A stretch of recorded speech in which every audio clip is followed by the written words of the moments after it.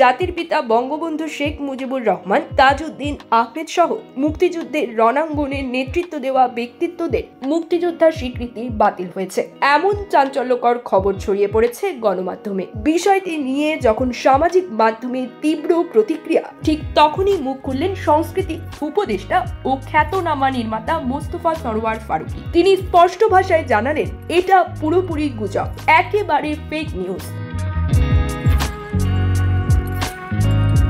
বুধবার 4 জুন নিজের ফেসবুক পেজে দেওয়া এক স্ট্যাটাসে ফারুকী লেখেন, প্রিয় ভাই বোনেরা, শেখ মুজিবুর রহমান, তাজউদ্দিন আহমেদ সহ মুক্তিযুদ্ধের নেতাদের মুক্তিযোদ্ধার সার্টিফিকেট বাতিল, এটা একটা ফেক নিউজ। তিনি আরো জানান, সদ্য প্রকাশিত নতুন অধ্যাদেশে স্পষ্ট ভাষায় উল্লেখ করা হয়েছে মুজিবনগর সরকারের সব সদস্যই মুক্তিযোদ্ধা হিসেবে স্বীকৃত, তাই কারো সার্টিফিকেট বাতিল হয়নি। তিনি তার স্ট্যাটাসের কমেন্টে সেই অধ্যাদেশের স্ক্রিনশটও যুক্ত করেন প্রমাণস্বরূপ। সোমবার রাতে কিছু গণমাধ্যমে খবর আসে, 1970 সালের নির্বাচনে বিজয়ী প্রায় 400 জন এমএনএ ও এমপি এর মুক্তিযোদ্ধা স্বীকৃতি বাতিল করা হয়েছে এবং তাদের নতুন করে মুক্তিযুদ্ধের সহযোগী হিসেবে শ্রেণীবদ্ধ করা হয়েছে। খবরে বলা হয়, এ সংক্রান্ত একটি অধ্যাদেশ রাষ্ট্রপতির আদেশক্রমে প্রকাশ করেছে আইন মন্ত্রণালয়ের লেজিসলেটিভ ও সংসদ বিভাগ।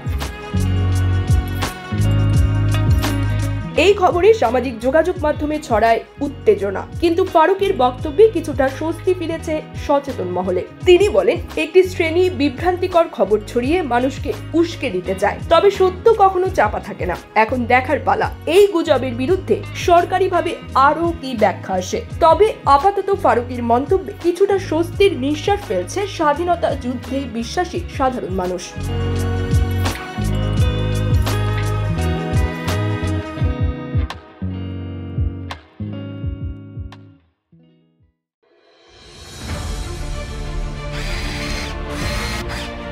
আলোতে থাকুন, ফোকাসে থাকুন, হাত রাখুন প্রজন্মের হাতে।